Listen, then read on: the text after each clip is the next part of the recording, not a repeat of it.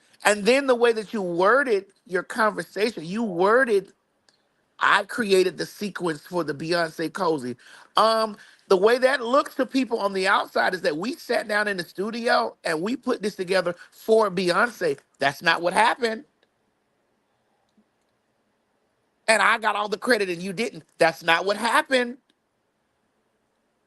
Communication is our partner. In the words of Craig. I know you don't like Craig. In the words of communication is our partner. Clarity is our friend. I like Craig. I just don't like speaking well of him.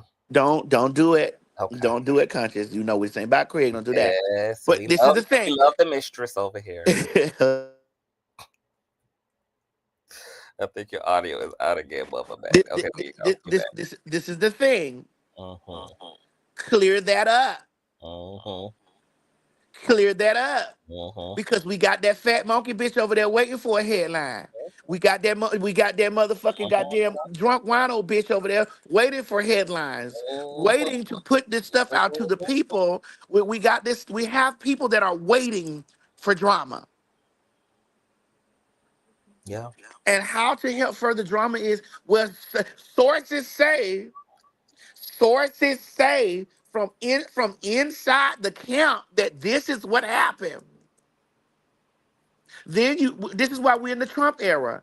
We got dumb people that believe the first thing that they hear, the very first thing. And if you don't clear it up, and then it's me who don't like to address stuff because I don't like to get online having to explain every situation, but then this shit just goes on and on and on and on and on, and then you occupy the space and somebody saying, yeah, because I heard you had some drama around that. No, I didn't have any drama around that. No, there was no drama around anything with me and Beyonce. There was no drama around anything with me and that. That was a beautiful moment. There was no drama. And then it's like, no, because I heard that there was no. You don't know when I go to spaces what I have to clear up before I do press or when something comes out. Because I'm always somewhere doing press. Let's be clear. Before I have to clear some shit up there, could have been cleared up with that's not how that happened. Uh-huh. Uh-huh. And so you get over it. You be over it. And it's just like, I'm tired of it looking like the phone call is constantly coming from inside the house. I gotta cut that line off.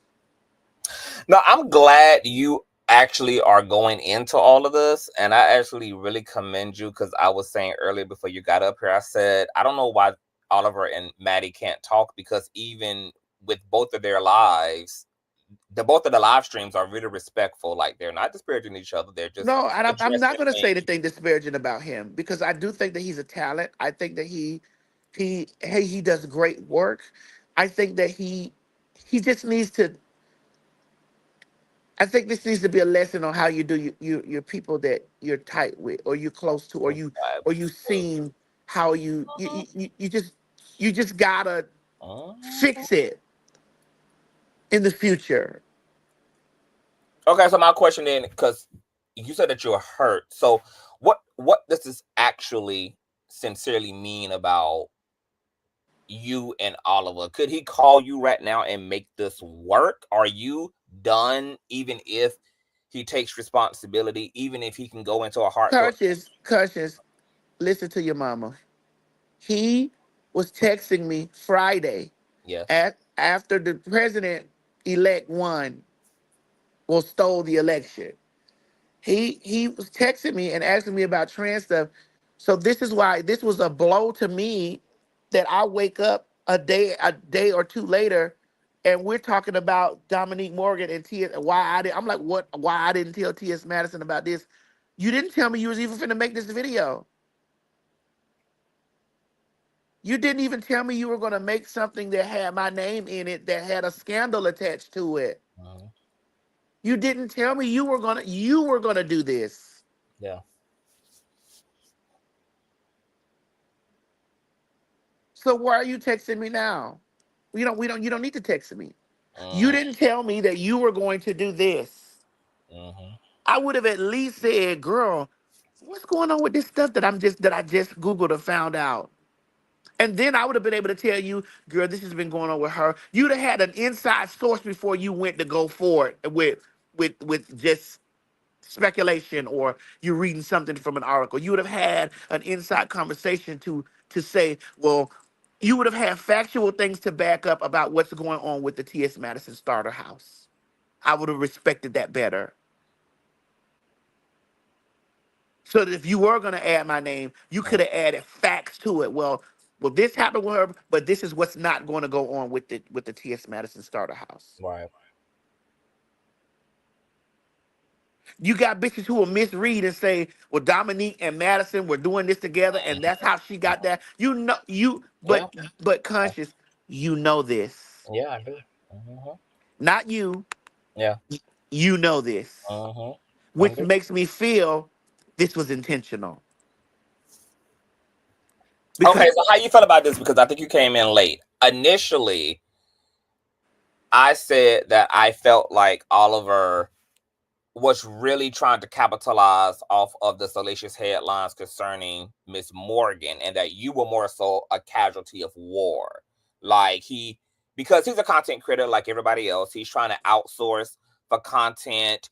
He saw that all these major publications had, start reporting on Miss Morgan, and said, oh, I got a cute little story time that I can, connect to this to get my click in the view, not thinking anything of you, which doesn't negate the fact that you were still injured and impacted and felt betrayed by it. But I felt like Oliver was just being a desperate content creator trying to capitalize off of Dominique, and you was just a casualty.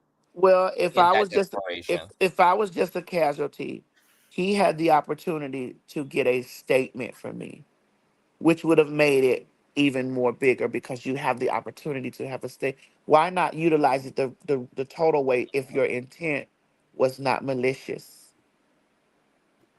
Maybe because the issue was a lack of intent. Like, it was more so of an impulsive, kind of reckless decision, more so something that he had actually thought out. Well, why didn't you? Well, you used the same thought process when you said there were those people and allowed those people to tell you that you were slighted on something that you know deeply about. You allowed those people to sit up there and run with that narrative that you were wronged in this whole cozy situation. You sat silent. Okay, which brings me to my next point, because see, I agree like with all of that. I felt like in the Miss Morgan situation, you end up just being a casualty of war. But then when we got into the cozy conversation, I was leaning in this direction too. But my question to you is, like, why did you continue on with Oliver after the cozy? Because if any of my motherfucking hoes had sat they motherfucking asses in a goddamn Indian rain circle and let bitches pump they motherfucking ass up about shit that they know wasn't fucking true, I would clip a bitch so quick that they Well, but here's the real question. they would have been gone. Here's the real question. Where did you see me and her together again, except for that one hug that you saw when I went to Daniva's thing? Oh, so you're saying that things change actually following? Completely. Okay. Okay, but then that brings me to my other. Okay, so that brings me to another leg in the dynamics. Then, so there's been a notable distance between you and him. Could that have played into him being less inclined to have, been considerate in him trying to couch chase off of Dominique? And Well, then he texts me. Like he texts me and I respond. Like I don't hate you. Yeah. I don't have, I don't like your way you move, but I'll speak. So you text me, you got a conversation. Listen to me. Listen to me.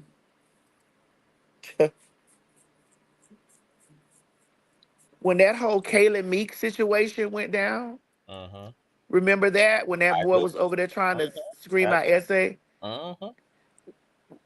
There was silence, but these people were there at the place, knowing that I didn't do anything to this gentleman.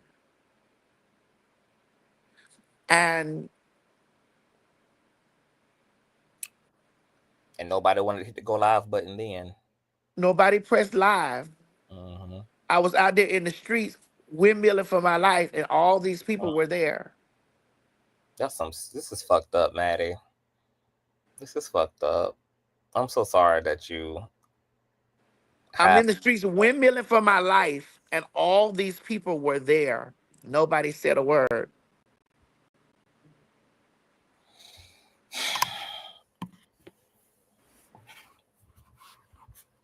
Except one of the baddest bitches, you know. I had to get out Well, here. you did, You cause you did. You but did. the people You who at watched the the video. table, the people who eating the bread and biscuits and But cornflakes right Conscious, there. you watched the video. You saw with Yeah. your eyes. You saw it with your eyes. You saw it. Yeah. I'm just saying. I be trying to bring y'all to points so that y'all can see that I'm not overreacting. No, you're not. You're It's definitely just not. very much so like, girl, what You even have filled in more of the gaps for me because you let it be known that there's been a lot of things that have happened that you aren't speaking about, and you've kind of, you know, vaguely alluded in, you know, to some of those things, and even talking about this right here. This is a great point, that there's been so many other instances that people in your inner circle had the opportunity to get a click in the view if that's what they wanted to do, and could have actually did that, and also did a double whammy because it would have came, you know, at the support of you, and they didn't even take those opportunities. Nah, none. Headlines, yeah. And then they bring up, and I don't have any problems with these people, but it just, they bring up, oh, well, you know, Shauna Brooks spoke to her. Yeah. Girl, you know me and Shauna don't sit on the phone and talk like that, girl. You know this. What? You know this. So what? I just was like, what? So you think that Shauna Brooks and you are on the same level as my friend? Got it. Got it. Got it. This is why you move this way. You see me and Shauna Brooks as the same. You and Shauna Brooks is the same level as my friend. Got it.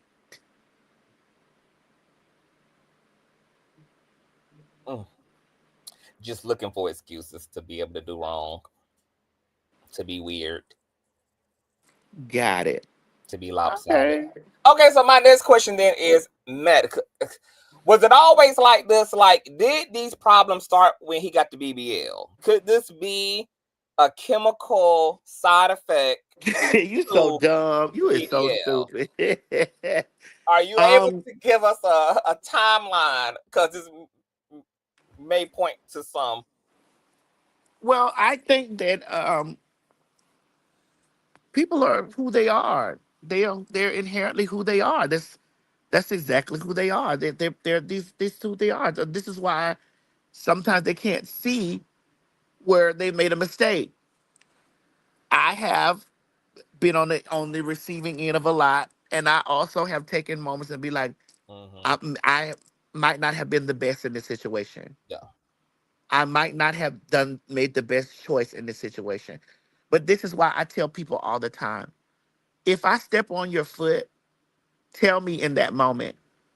Yeah. Don't wait weeks and months. Don't hold this shit. Don't do this no long period of time, because you know why? Bitch, I might be doing something that's routine for me, and your foot I might have didn't see your foot. And probably didn't mean that. So tell me then, so that we can get this shit straight right there. Yeah. Then, because I might be moving how the system moves for me. I might just be in rotation. And it ain't got nothing to do with you personally. Absolutely. I might be in rotation. Like, I just might be like, oh shit, I stepped on your foot. Damn, I didn't mean to do that. I tell that stuff I tell that with my partners. I tell that stuff with my people, like, hey, let me know. Cause I might be, bitch, I'm a flawed human. I'm a flawed being. Exactly. Thank you for being reasonable, Maddie. I'm a flawed being.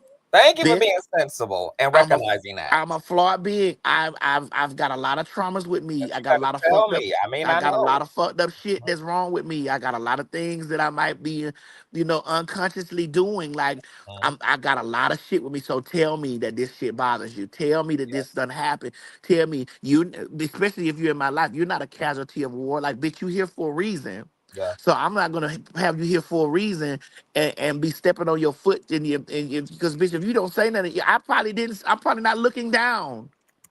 I'm probably looking forward, moving forward, yep.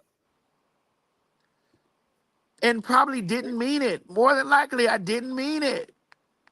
Do you think that people are, because I was thinking about this a while ago, even between you and Gio. I was like, why are people not communicating with Maddie?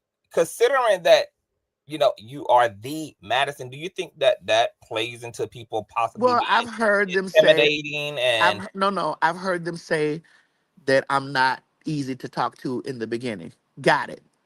So I had to go check myself about that. I had to go check myself and like, well, maybe I did, maybe I didn't do this, maybe. And then I'm like, fuck that. But bitch, you said this shit this way. But here's the thing, still talk to me. yeah, Don't go to the public and talk to me. absolutely not. Cause bitch, I'm not talking to you no more after you talk to the public. And shouldn't. Don't go to the public and talk to me. Bitch, bitch, No. grab me by the back of my nappy ass wig, bitch, and be like, girl, sit your stupid ass down, bitch, and let me tell you how you bothering me or you hurt. Let me tell you how this goes. Mm-hmm. Because even in that Geo situation, let me tell you, let me say this, because I really, me and you have to talk off of the phone, off of Yes, this. and we will. How, even with that, Mm-hmm.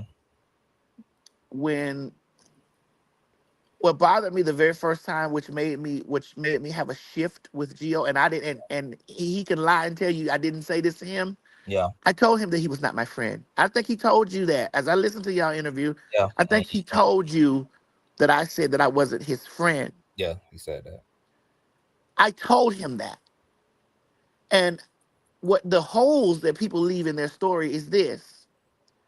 We had a publicist that they were doing business with each other, Mm-hmm. and they fell out. The publicist immediately picked up the telephone, called me on the phone, and said to me, T.S. Madison, I'd like to tell you that your manager hates your guts. This was early in our working together. Hates your gut. Your manager hates your guts. I What? want you to know that you're walking this earth and that man hates your guts. I said, I almost was about to call her name, but I'm not. Mm, I said, blah, blah, blah. yeah. You didn't tell me this when y'all were talking with each other. You Uh-huh. didn't tell me this when y'all had workings and dealings with each other. So Mm-hmm. don't tell me this now. I don't Yeah. know what y'all done fell out about. I Mm-hmm. don't know what y'all done fell out about or whatever. But Yeah. this and that don't have nothing to do with me. Okay? Yeah. And when I hung up with her, I immediately got on the telephone with him. And Mm-hmm. my conversation went exactly like this. I said, listen, I don't know what you and blah, blah, blah that went through. She'd called my phone. This girl called me and told me that you hate my guts. I didn't waste no time calling. This person called me and told me that you hate my guts. I don't give a fuck how much what disdain you got from me. If we're here to do business, we're gonna do business. And if you need to vent about anything with me, don't vent to nobody that's a publicist. Don't vent to nobody that can take anything that we have private to any public place. Talk to your partner at home or talk to me. He Mm. had the opportunity to say in that moment, no, I didn't say I hated your guts. He did not. Wow. He did not.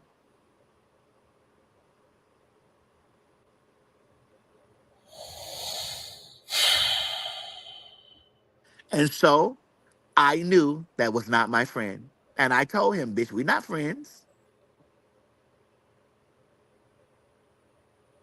Then the next obvious question for people. People are like, why did you not let him go? Well, because we had a goal that we were trying to reach. And I remember I you don't. telling me that. Yeah. I don't have to go to the job, and you don't have to like a bitch that you go to the job with. But bitch, we trying to reach a goal. The But Democrats don't. All the Democrats don't like the Republicans, but they got to reach the goal. They got to run the country. but I think the difference, Maddie, is that I don't think you can afford to make those type of exceptions. I was young. I was Yeah. younger then. I was young. This shit was all new for me. You Yeah. know, it was just all new for me. And So are you saying that Gio made up this narrative that he was seeking you out as a genuine sister and believing in what y'all were building together, and that y'all had a personal relationship, I and do that you believe just that didn't give a fuck about I that? I do believe that he uh wanted to build a good business relationship, but just I don't know what he just didn't like me, and that's okay. I'm not mad at him for not liking me. That's okay. You didn't like me. Okay, cool. Mm, mm, mm, mm, mm. It's okay. Wow. Are we gonna get this business together? What we gonna do?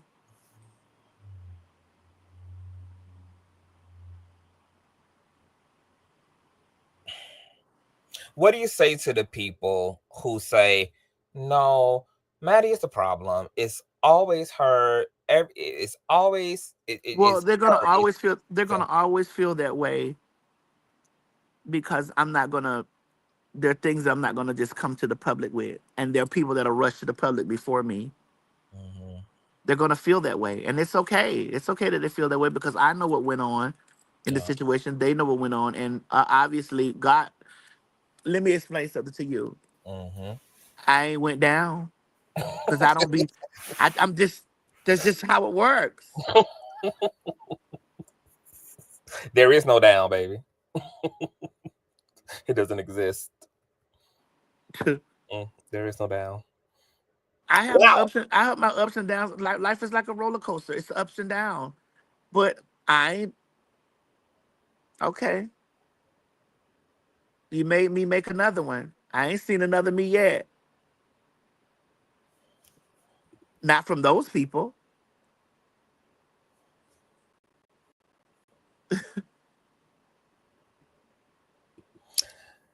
So what do you? Because I also was saying earlier in this, I said that I'm concerned about your rise and the difficulty to establish, like, to have access to intimacy, and I ain't talking about just sexual intimacy, but All of emotional that. All of intimacy, that. spiritual intimacy. Yeah, All of that. like All not of have it. access to that. What happens to your persons? What happened to your humanity if that, like, as how are you making a space for that, or are you too I'm scared of trying that? now. I'm Mhm. trying. Okay. I'm trying now. It's not an easy thing, Yeah. and I'm not even as a big a star as that I'm going to be. Yeah. I'm not even a big a star as I'm going to be, but it's not. You know, it's like having to keep sleep with one eye open or keep looking over your shoulder. Yeah. It's crazy that it even works that way with business Yeah. relationships with your Hmm. sexual partners. Like you got to know if they in it. Like, bitch, what you trying to get? All right. I, I gotta cover Like my it's ass. crazy. I got to put my sexual partners on an NDA. Yeah. Yeah. Yeah. So the trade ain't gonna come in here and kill me, bitch, because the bitch gonna know who a bitch gonna know who bitch you wanna there's forms you have to fill out, girl. That part, baby. He's in a system, baby. So Wow. So what do you think that you and Craig have that was not there with these other people? Like, is there something that you've been able to distinctively recognize in you and Craig's relationship that I think that what we have is this. We done seen it happen. We done seen how it plays out. We done seen how we done vow and we have made the vow like, girl, if we got pressure, we gonna go yeah, our separate ways. This ain't worth none of this stuff. We got pressure. We're gonna go our separate ways. That's what we gonna do. When we feel slight about each other, we get on the phone and bitch. Sometimes we have a bitch. I want to bust a bottle over that whole head, or she may want to bust a bottle over a motherfucking over my head, bitch. So it happens. Like we friends. It happens in friendships and relationships. Absolutely. You ain't gonna know now day that me and Craig mad with done been mad with each other. That part. You ain't gonna know now. The public don't need to know that. That's not the. I don't need him. If that's my real friend, I don't need nobody in the streets dragging him. Yeah. I don't need that. Yeah. Cause what happened? It's just like you. It's just like a boyfriend and a girl, a boyfriend and a girlfriend getting into it. Stay out them people business. Cause she gonna be right over there fucking them again. Stay out their business. They over there arguing and fussing and shit like that. Stay out their business. Cause and it's just like no matter what you tell her, they gonna be together. They gonna be back together. Cause that's what they got. Stay out their business.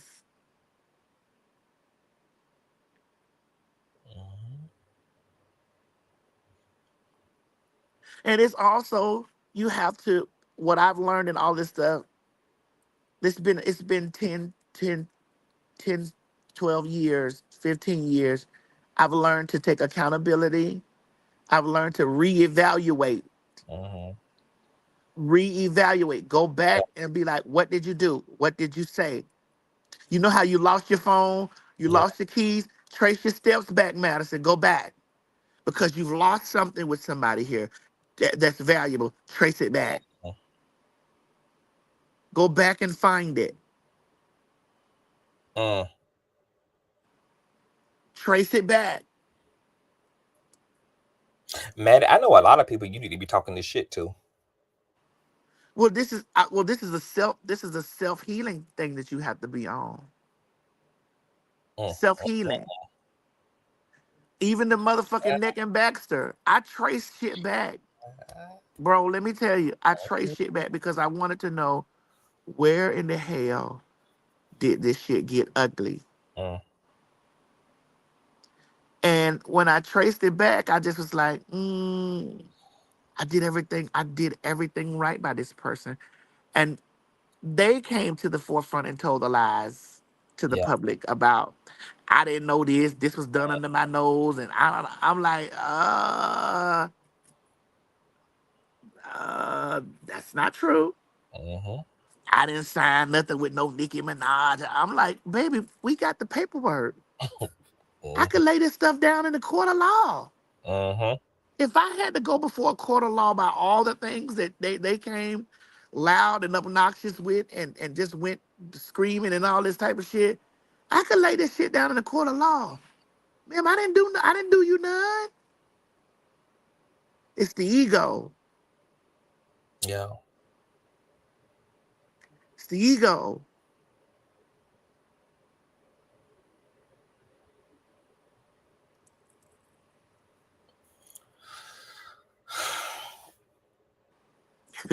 What? I am so fascinated by your existence. What? So what does love look like to you? Like, how do you recognize it? Like, what does it look like to you? It doesn't want anything but you. Mm. It doesn't want anything but you. It don't want no money. It don't want no fame. It don't want you hurt. It don't want you. It doesn't want you to hurt yourself. It don't want nothing but you. It wants you if you got a whole bunch. It wants you if you don't have nothing at all. And I want absolutely nothing but the best, always. Always. Nothing less, always the best. That's it. That's what love looks like to me. Yeah. And I go downstairs in that kitchen and I see it all the time. My mama don't give a fuck if I'm famous.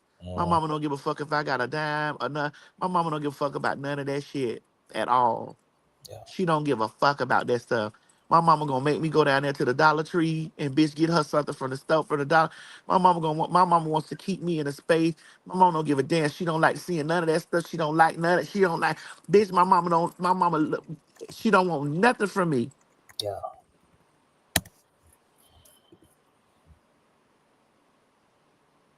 And you believe that there are people who you're not related to who have the capacity to also love you. I have. Yeah, I and have. I have. I have. yeah. I'm not going to expound on it here because don't you dig in that. Don't you dig in that. I am a digger, baby. Don't you dig in that. I have. I do get into my top energy, baby. I do dig. But don't you dig in that. That's the when that's another conversation. But But don't you dig in that. But yes, I you know, I'm happy to hear that, though. I'm happy to hear that's another conversation. that. It's my Oh friend. God. That is my friend. Yeah. Yeah. Shoot. I know where you was going. That is my friend. Tight. Yes. Yes. Yes. And Mo. Yes. Okay, so I'm That's encouraged. it. I ain't going no further today. Don't you go no further. I'm encouraged. I'm encouraged. I'm encouraged. I'm encouraged, and I'm glad.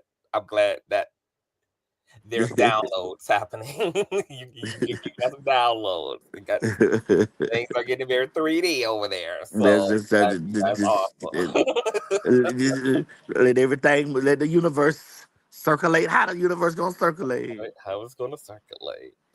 Wow, wow, wow, Maddie.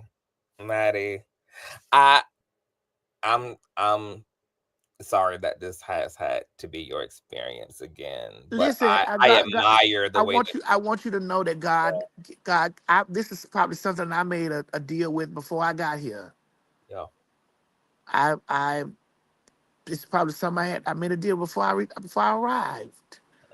And maybe I knew that there were parts that I was gonna have to give up in order to do what was. And I think about this shit all the time, and I think about this more and more when I have to self-reflect. Yeah. And it's just like, damn, bitch, you went down here for a deal like that. But obviously, it was a mission. Obviously, there's a mission that I need to complete. Yeah. That I said before I came, I don't need that. Yeah. I don't need this. I don't need that. I don't need that kind of shit. I don't need that. Let me go I could do the mission. But then once you possess human form, when you get here, and it's just like, oh my God. I know I ain't signed up for this shit, but I did. I did. Right on the dotted line. Well, it was for the mission, though. Yeah. It was for the mission. Just like I feel like Whitney Houston, Michael Jackson. I think that all the greats and I'm not comparing myself to them, but I'm great in my space, and I'm gonna be greater. Absolutely. RuPaul, I believe that they all signed up, and we've seen the hurts in Whitney's life. Yeah. We knew the hurts in Michael's life with his family, his dad, but look what they did for humanity. Look what they did for our stuff as Black people. Yeah. When you talk about the impact that they've had over the world, or over making or moving the needle for not just their financial gain, but for the gain for the growth of others. Absolutely. Those people were on missions from the Creator. Yeah. Yeah. And they took their fair share. Yes. Yeah. They took personal lives destroyed. Yeah. But they had a mission. Have a mission. I don't know nobody great that ain't been on a mission that has to protect their. Beyonce protects her personal life, bitch. Absolutely. We ain't never seen a Ziploc bag tighter. Bitch. She I know protects not her what. personal life. Bitch. Got God on a damn NDA. You hear me? Jesus, you bet not. You bet not once. That's all I Baby. can say. Mm, mm. Do you in learning the vulnerability and also becoming one with your feelings and acknowledging your feelings without shame, like, do you give space for yourself to really mourn this stuff? Like, do you allow yourself to have a time to actually just be sad, to cry, to actually be like fully hurt so you can fully let that hurt go? Because I think you have to fully confront that kind of stuff in order for it to in order to be entirely free from it. I think when we repress it and compartmentalize it, or we try to bandage it just to be able to go along to get along, that we end up getting a lot of residual backlash in other areas. But have you actually like allowed yourself to feel entirely how you feel and be just kind of give yourself over to that for the sake of healing? Honestly, Cause man, I can hear it, baby. Like, you a strong bitch and you a bad bitch, and your head I game get is tired. I just get so tired of it. It's just like, oh God, today. I got so much. We have a real enemy to fight. yeah. Oh God, today. But do I get a chance to cry? No. I don't even really get a chance to celebrate.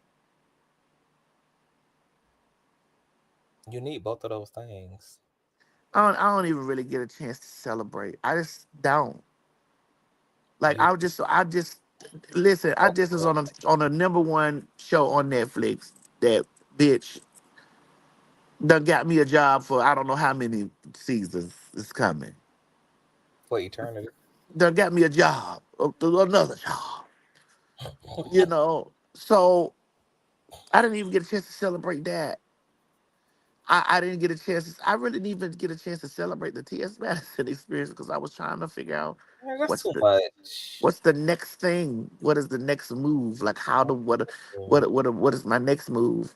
And I go so many places and so many uh,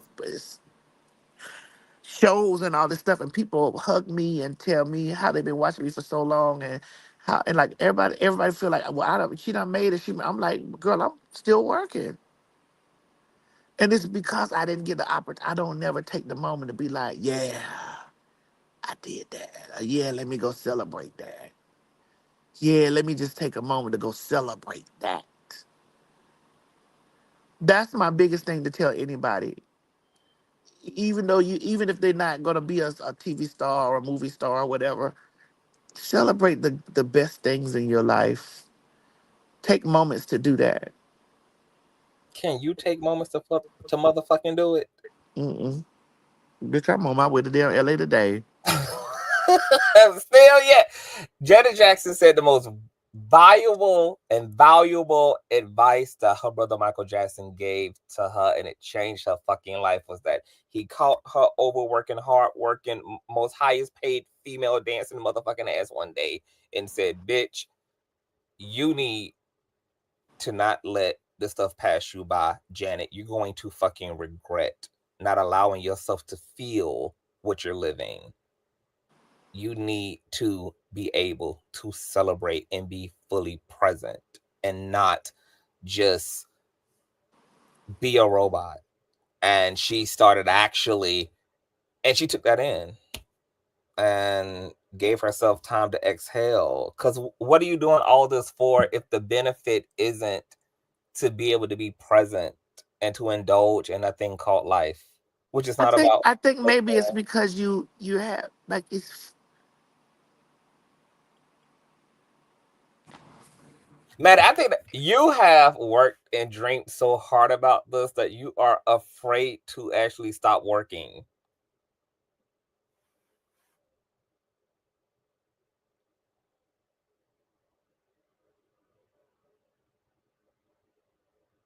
I think your audio went out. Okay, there you go. not stop working, but You have a fetish for work. I think that's where I submerge. Mm-hmm. I think that's where all And you my medicate through working. yes. You self-medicate and self-regulate. Right. Yeah. Candy Nah, Bird does the nah, same thing. And that's why yeah. she's a therapist. Well, I probably need that too. I know I do. Yes. Now, let me tell you. You see how people are messy. Yes, I do. Now, see, people done messed the went and told Armon that I was up, that you dragging him, and I'm kikiing with you. Now I don't. Now why? Do you see what I'm talking about? Why Yes. do they do that? But let me give him a compliment real quick. Shout out to him for at least messaging you first. Shout out for him actually Yes. reaching out. Like, And, because they do. Why would they do messy stuff like that, knowing that I was not kikiing with you, laying him out, because you were not. You asked I me. wasn't laying him out. You asked me what's the difference, and my thing was, and I sat right here on this thing and said that I had to take accountability for my actions and why we were in the space that we were in. There was nobody direct. Like, y'all stop that. This is what I'm saying. Don't worry about it, Maddie, because you know what I'm gonna do? When this ends, I'm gonna edit out you coming up, and the first thing get a title is going to be Maddie accepts doing Armon Wiggins wrong and talks Oliver, Twixt, and Gio. How about that? Come on, because it's just like, bro, stop doing that shit. Like, y'all, this the shit that they do. This what I'm saying. Yeah. They do this type of shit. And I get so tired of it. Like, why would y'all do that? Can't stand people. Messy. Just messy. But you know what, though? That is a slight to him. They brought that to him because they look at him as weak and impulsive and lacking emotional discipline. And they think that's how he's easily not. gaslit he is. He's not. Right. He's not. He's a Gemini. And bitch, I deal with Geminis all the time. And which when he feels slighted, he's gonna get you. He don't give a fuck who you is, bitch. He's gonna tear your ass up. That's just what it's gonna be. The same way I am as a Libra. I'm gonna eat your ass up, bitch, when I feel slighted. But this right here, I don't like the fact that they ran over there and told him that don't do that. Of course they were. And you know, they probably ran over there and told Oliver the same thing. Oh, girl, she dragging you. She exposing you. Like, she tired. You know, that's what they do, child. You know, it's like, girl, stop doing shit like that. Like, don't do that. Cause they do the same shit with Craig.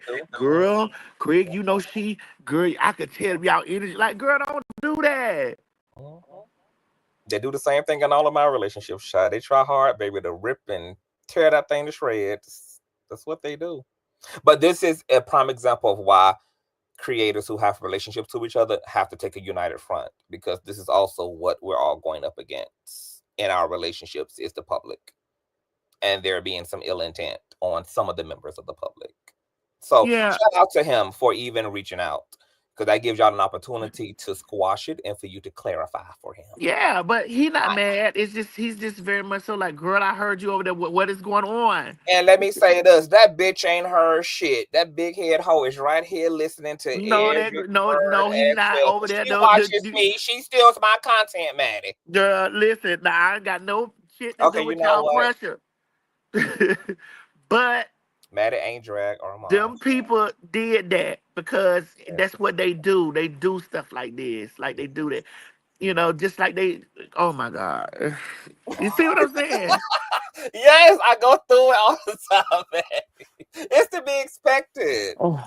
But you know, now the public know, hell, they're not gonna be able to get away with that because people actually gonna communicate. People not gonna jump to conclusions. People just not gonna fly to the internet and start going the fuck off.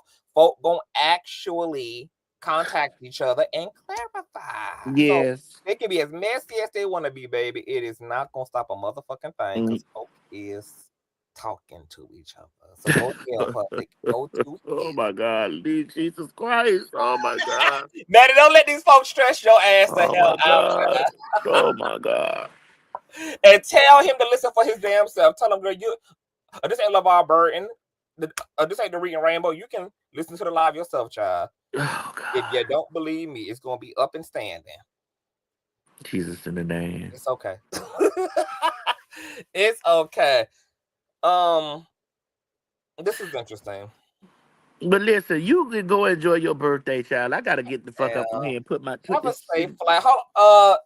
DM me your phone number so I can say. I don't know if your number is still the number I have in my It's phone the or not. same one. It's the same It's one. the Okay. same one. It ain't Yeah, going I'm just nowhere. gonna harass you then.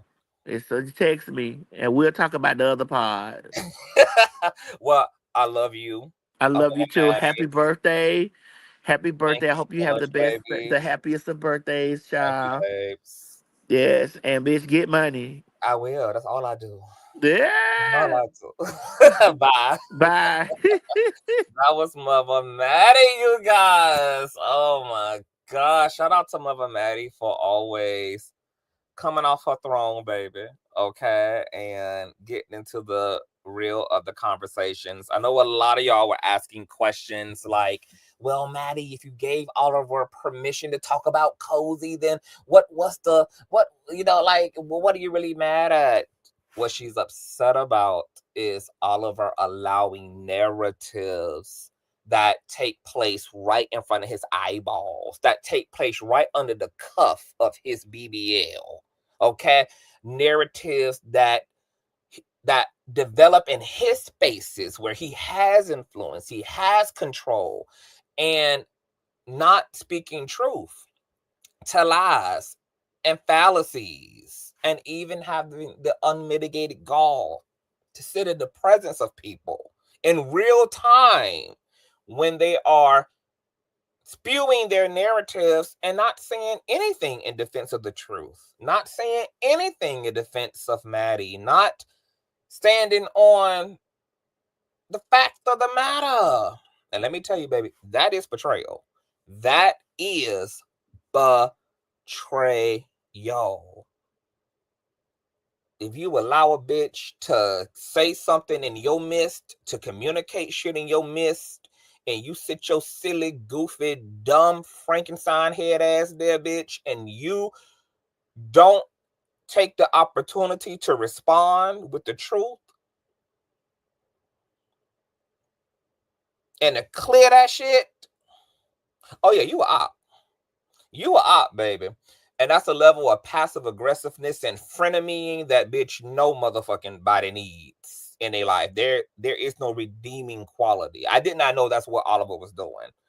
I only listened to what Oliver had to say, and then I listened to what Mother Maddie had to say on her live with the Mistress. And, I was like, okay, they could talk about this. But with Mother Maddie coming up here and saying, babe, there's been 100,000 fractures, baby. I done been going through this stuff with Oliver, and nobody even knew. This was all in-house stuff. This ain't the first time. This ain't the second time. This ain't the third time. This is just time after time after time. And me and Ray had just agreed in the comment section that a misstep is a misstep. A mishap is a mishap. Mishaps are going to happen. Even Maddie recognizes that no relationship is above injury. You can injure somebody indirectly just because you just doing you, But when there's a pattern of behavior, that's not a misstep. That is intentional affliction. Intentional affliction. And I can't even defend Oliver. I can't even defend the humanity of, the relationship between them. Now that we have more intel, I'm curious to know what Oliver would say to this. Tramiel came up here and also expounded that, this doesn't just happen with Madison. This has happened in a plethora of other relationships, and Oliver's missed where he plays the dumb blonde role intentionally and uses the public and other people carrying a narrative that he agrees with vicariously and for him. Damn, I didn't know Oliver was the whitewashed. He be doing that's white people shit. I don't attribute that to us melanated folk. Melanin, baby. You know, when you in your melanin frequency, bitch, okay? Melanin is raw. It's magical and dense, baby. But white folks should, baby, them folk love to pull rabbits out of hats and shit and do all type of tricks and practice in the mysticism of it all. Oh, I hate this for Oliver. I hate this for Maddie. But you know, the good news, the takeaway here is wherever Maddie is going, it's naturally filtering what's not real out of her experience. And it's emphasizing what is real in her life. I'm going through the same alchemical transmutation myself, where I clung to and allowed a lot of shallow shit, and a lot of one-sided shit. And I had the universe. I just let the universe kind of do what it does naturally. And then I was honest with myself about what was left at the crime scene. And then I chose my according path. And now as a result, I'm more incubated in spaces and communities and with people that really mean me fucking good. And I'm happier and I'm healthier for it. And it's painful to go through an editing process. It's painful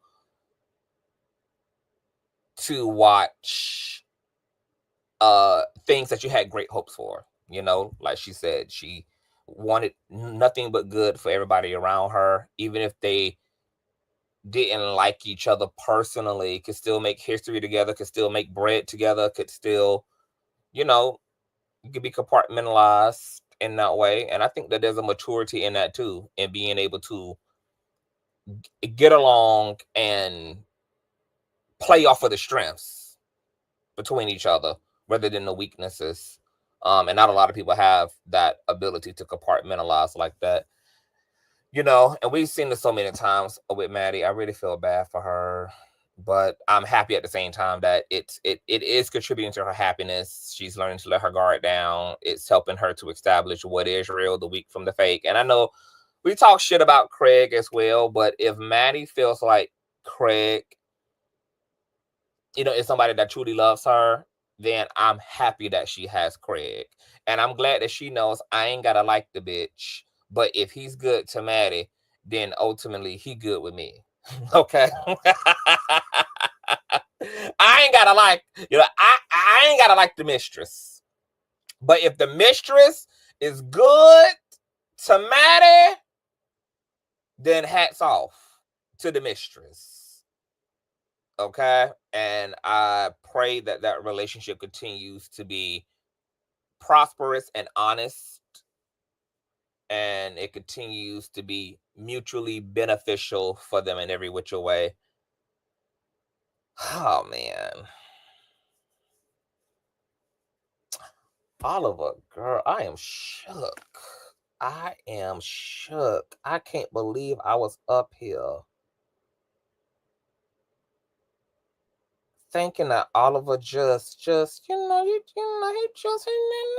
just might be, you know. Baby, I'm so glad Maddie came up here and clarified, bitch. Cause oh my God. Wow. I laughed too hard at a joke intended for me, and my op was confused since it didn't humiliate me the way they thought it would. That's all on my way to this. Jesus. She better watch that mistress, baby. I think Maddie's gonna reasonably, you know, I think that Maddie is watching with eyes wide open, but she also knows that you can get nowhere without faith, you know, and she is gonna have to take a chance. You know, she's gonna have to take a chance on people as well, you know. But she got some good measuring, you know, but she's measuring that up against some solid things like consistency, loyalty. And you know what's so crazy about Madison is that Maddie actually realizes how important it is to have people that you really can trust in your circle and in your life. She actually identified what love really is, which is somebody who just wants you. I can't tell you how many people I have actually said that to, and so many people I've actually been that to, who actually prefer the superficial instead. So it's just interesting to see the dichotomy here. Maddie knows exactly what it's supposed to look like. And there are other people that have what she is lacking, who are completely raggedy and reckless with it. That's just very interesting to me. I didn't know you and Craig didn't mesh well. Me and the Mistress. You know, so funny with me and the Mistress. Something actually happened a long time ago, and I ain't even gonna go there because it's so stupid. It's so stupid. Something happened a long time ago. No, let me just go ahead and talk about it because, you know, it's my birthday. I can, you know, it's my party, bitch. I'm gonna tell you what my first, like, I don't know about this girl. When Maddie was trying to get me down there to be a guest on the Supreme Queen's Court, and Maddie was like really pushing. She was really pushing, girl. Her and Miss Mary was live, girl. The fans were asking for me. You gotta get Conscious down there. And Maddie had went as far as to have Craig draw up a flyer. And I think she even had put me, her, and Craig in like a 3-way text, you know, so that, you know, we could organize and all of that. And Craig, when she had sent him, I think I was on a balcony, girl. I was late. I was late in the picture that she had used, honey. I had on this beautiful crop top pullover, had on some fitted jeans, girl, thighs busting, ass busting, polo boots, you know, they're just looking like a fly bitch, looking better than Craig ever could, you know. And when she sent him the picture that she wanted him to use for the promo, he had text back LOL. And now I don't know this girl, so I'm just like, bitch, what is you LOLing for, employee? What are you LOLing? What is a LOL, ho? She just told you what to edit together. And your response was LOL. So right then and there, you know, with Scorpios, girl, it don't take us much, bitch. We already, you know, be looking for any reason to not fuck with a bitch. Okay, we go in guarded. So we go in looking for a bitch. Give me any reason, bitch. Blink wrong, tweak wrong, walk past me in a way that's aggressive, girl. Like, don't let too much of your past by air be too strong, bitch. Any motherfucking reason to not fuck with you, bitch. I'm just looking for one bitch. Okay? And I don't care if I gotta put a microscope to the violation, bitch. I don't give a damn how minuscule it is, girl. Give me any level. So that was my level. So I was like, okay, I don't fuck with this saggy face asshole, because the bitch, you know, her facial meat be like sliding off of the facial bone, like melting barbecue, girl. You know, there's not even any elasticity there. So I'm just like, okay. So then fast forward, that was like my only little like weird bitch. I don't know who the fuck this bitch is, girl. Blah, blah, blah, blah, blah, blah, blah. And I didn't end up doing Supreme Queen's Court anyway because I was scared at that point. I had not reconciled. Rather, I wasn't ready to be viral. I wasn't ready to be a quote unquote big content creator.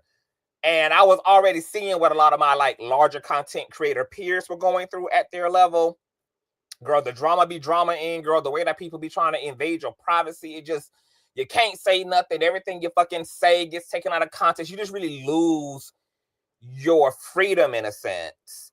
And I wasn't ready to be Britney Spears in a conservatorship. And I knew that I had the level of gift and charisma and the level of like hot topic, dragon roast gag, wittiness that could attract a large following to myself if given the opportunity to, you know, have my gift presented to a vast audience. And I was like, no, bitch, I'm not ready. I'm not ready to go possibly embark upon what could turn into a viral moment for me. And I have to then deal with this volume of popularity and sensationalism and then have to put up with all the bullshit that my peers do. So I was like, fuck that. You know, I wasn't ready. So that's why I didn't end up doing the Queen Supreme's Court. And I always respected Maddie for vouching for me, for being, you know, just so open and humble about one of the king to be down there. And Maddie has always been communal in that way. She's always been willing to share what she created with people just based upon her belief in them. You know, it wasn't about numbers. It wasn't about whether you are this size of a creator or that size. For her, it was purely about her just being able to see it for you. And she was willing to, you know, share what she had. And I've been in love with her ever since. So then fast forward with Craig. All these years later, because I was like, what, 4 or 5 years ago? Fast fucking forward, the Miss Netta drama happens this year. You guys know how all that went. Craig got into a lot of trouble, child, dragging Miss Netta. Miss Netta wasn't problematic at that point. You know, she was just a bitch cooking for her man, minding her business, girl. And Craig was getting in trouble by just going in. People were saying he was a hater. So then we end up dealing with all that. I saw that thing again in Craig, that kind of like this underbelly of elitism. Because I don't think Craig has a lot of reasons to remotely feel that he's better than anybody. I would even argue that Miss Netta looks better than Craig, but that's just me. But then back up just a little bit. Just a little bit. Another situation just pissed me off with this bitch, which was when the whole Larry Reid, Vincent, Terrell, broke-ass U-Haul Hill drama took place, and Craig decided to chime in to go in on Larry and to talk about how Larry and Vincent were in fact lovers, and he had proof, and Larry is gay and he has proof, and Larry is scamming the church and all that. Now that was one thing, right?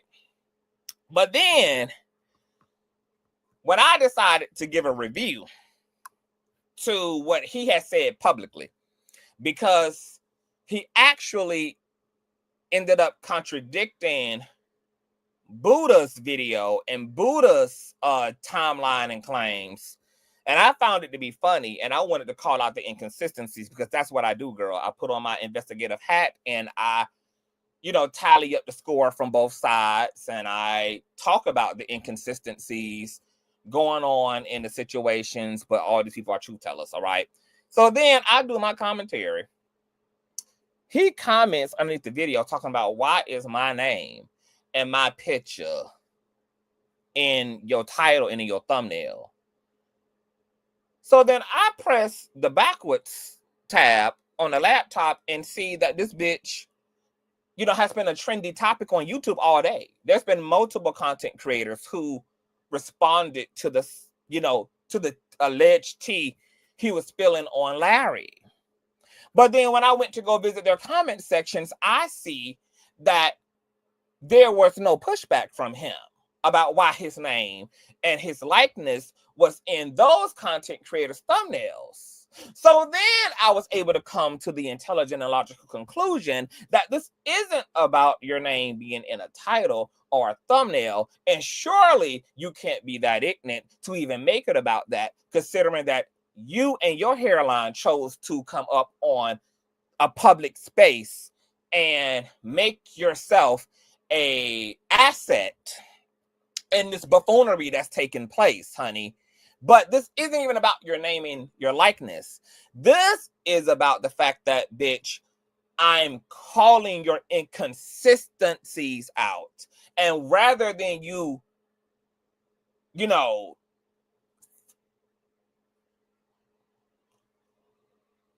stand in that and just address that and address why you are contradicting yourself from A to B, you instead tried to deflect to a substanceless point, which is why your weak ass name is in my title and your weak ass image is in my thumbnail.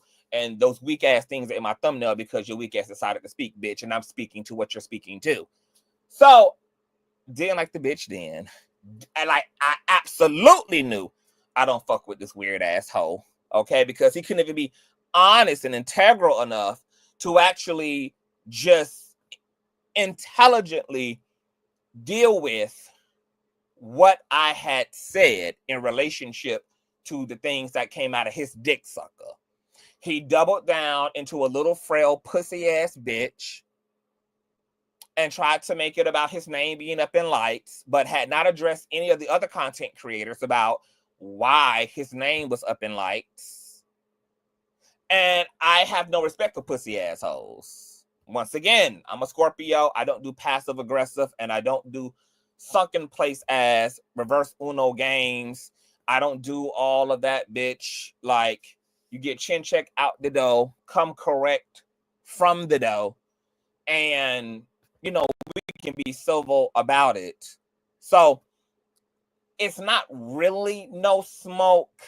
I just don't like his bullshit. Okay, he's a bullshitter. He pretends like he's not with the shits and he's with all the shits. He claimed that he's not here to be famous, but then when he was getting dragged for unnecessarily dragging the hell out of Miss Netta, he literally went live on his platform and said, oh, I'm not going to address Netta on my little ass platform. I'm going to wait till I go over to Maddie's where there's 13, 14,000 live viewers and address her. Oh, that's an interesting strategy for someone who's not interested in being famous. You know, I don't like dishonest people. I like people who can stand in their shit for better or for worse. I like people who can own their shit. All of that pretentious, egotistical shit, I just can't fucking do it, girl. Because, see, the problem isn't what these girls actually are. The problem is not being able to be honest about the girls that they are. Is not there's if you want to be famous, that's fine. If you want to do numbers, that's fine. If you know you secretly want to be a content creator because you know that we're the edgiest bitches on the planet and that we're the new media, that's fine. I don't know why you're acting like that's not the case, especially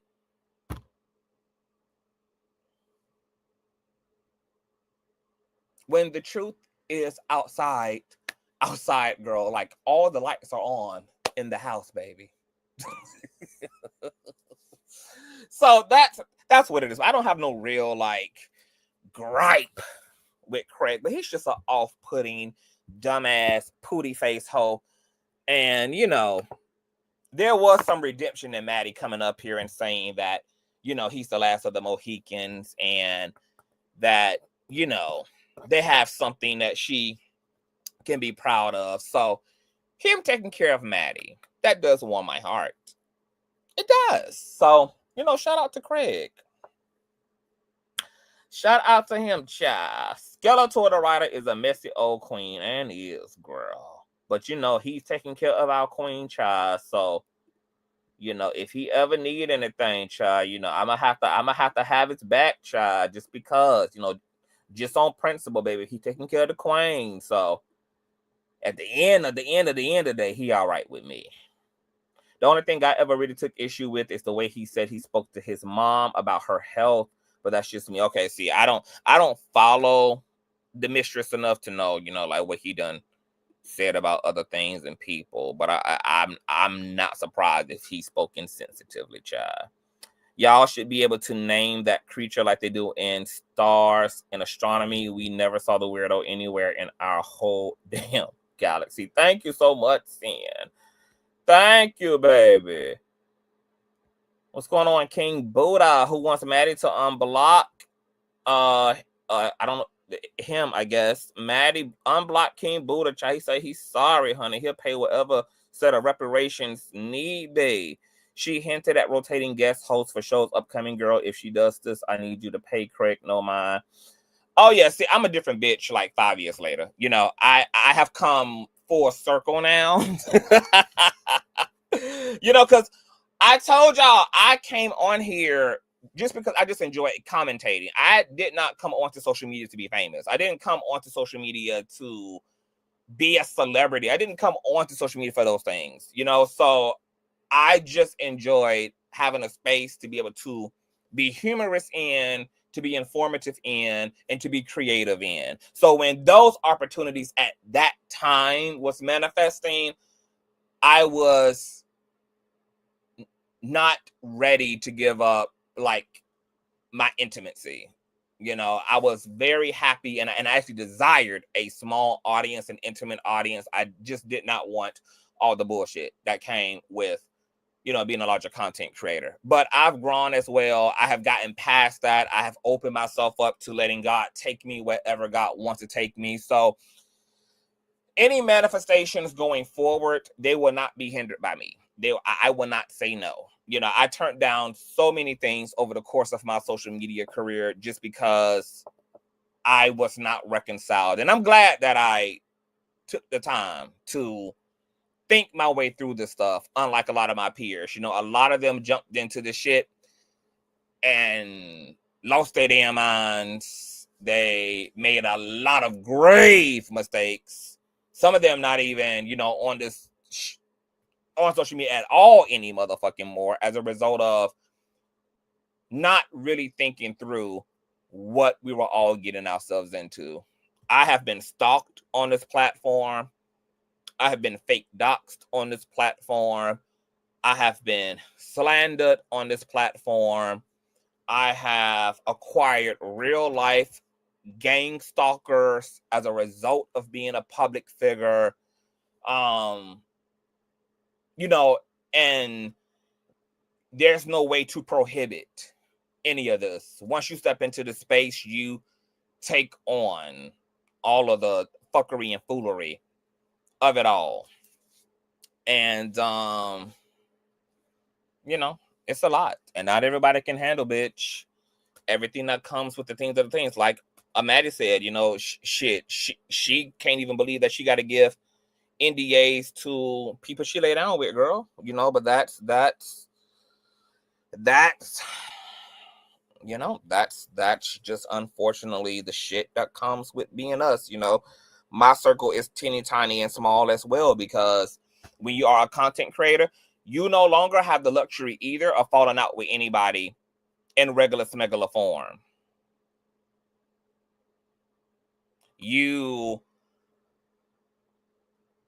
Everybody knows that you're a public figure, and everybody assumes that this is the best way to retaliate against you when y'all have a common argument in real life, when y'all break up in real life. You know, because you're a public figure, it's easier for you to be assaulted, and people go to target your reputation for a get back. So it's just sad. You know, so when people are saying, oh, you know, it's always Maddie, it's just like, no, this actually is just what comes to being a public figure. Like when hoes get mad, when hoes get frustrated, when hoes don't get what they want from you, they're just going to run to the motherfucking internet and spin narratives, spin slander, spin lies, and they attempt to hit you where they think you're the most vulnerable, because they know content creators make money from this and all of that. And if they ruin your reputation, then they can ruin your business. And it's just a mess. So it ended up kind of forcing you to be a fucking recluse and to kind of go into a shell, because you have to rev up the fucking self-protective mechanisms. And yeah, you know, when you become a resource, you become an opportunity as well. So then you have to be prepared for people to be attracted to you for all the wrong reasons, want to be cool with you for all the wrong reasons. It just becomes a whole thing, child. That's why Maddie was just kind of talking about it. Like it's really unbelievable. It's unbelievable. And it's the part of success and fame and visibility that nobody really talks about. You know, we over romanticize being public figures the same way that people over romanticize marriage. You know, they say yes, forwards. I know there's a forwards part, but what they really only are internalizing is the for better part of the vows. And then when the for worse happen, baby, time to file for divorce. And that's a lot like being a content creator. A lot of people don't take time to unpack, you know, the dark side of being a public figure. And you don't even have to be the most famous public figure, baby. You can be a public figure with only a following of 150, baby, and attract people who are fatally attracted to you, baby. People try to take your life. I mean, you don't even have to be at no grandiose level of celebrity and can go fucking through it. So it's a mess. It's a mess out here. So this is definitely not something that all people are caught to. And it's very complex being a content creator. It's very complex at the way you have to navigate your life. The relationships are complex. And that's why, you know, throughout this live, baby, I just had to advocate for communication. Communication, because this is very, very complicated. It is. It's very complicated. The more you get in, the more you give up. Yep. Prioritize what's important. Yep. And let the rest roll with the flow. Yep. Right. True. This life is not for everyone. Nope. It's crazy. So, that's that, you guys. We'll see if Oliver Twist will be responding. Will he address, you know, Maddie and Craig's commentary? He has a lot of content now to respond to. He has Craig and Maddie's live. He has this live stream with Maddie's interview. So we'll see if and what Oliver does with that. If Oliver also wishes to unpack here, he can. I'm curious to know what Oliver would say for himself and what his perspective would be on these narratives about him, which are not just isolated to T.S. Madison. You know, we learned from Tramiel once again, baby, that there's a long line when it comes to Miss Oliver. I'm sure he will and won't take no accountability. And that's going to be sad, because Oliver, I'm going to let you know right now, girl. You was already getting dragged in your own chat last night, girl, for taking no accountability. People thought you was pussy popping. People feel you were dead ass wrong. And they not really taking their foot off your neck. Of course, the only people who don't feel you wrong are your core audience. But, you know, there's a large consensus, baby, that you're wrong. And if he gets his ass up there again,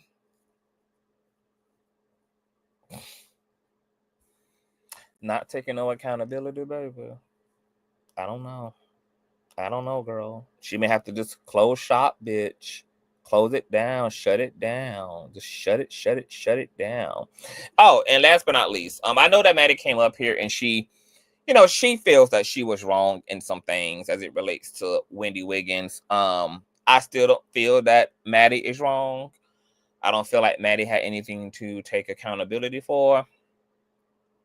But you know, I accept that she feels that she can see the error of her ways in that. You know, she also agrees that you know, what she might have been wrong about definitely still did not warrant the level of evil that she was met with in response.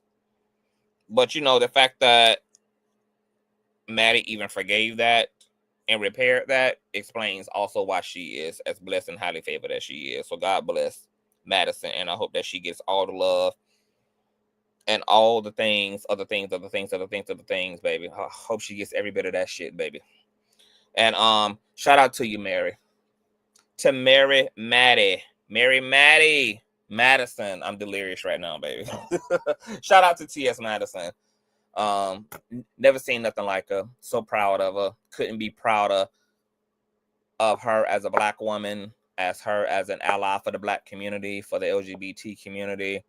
Have immense respect for who she is and who she's choosing to be, and her choosing to take on the responsibility of being responsible and intentional with her gifts and creating safe spaces and pathways for all of us, you know, opening up this whole housing project, you know, start a house,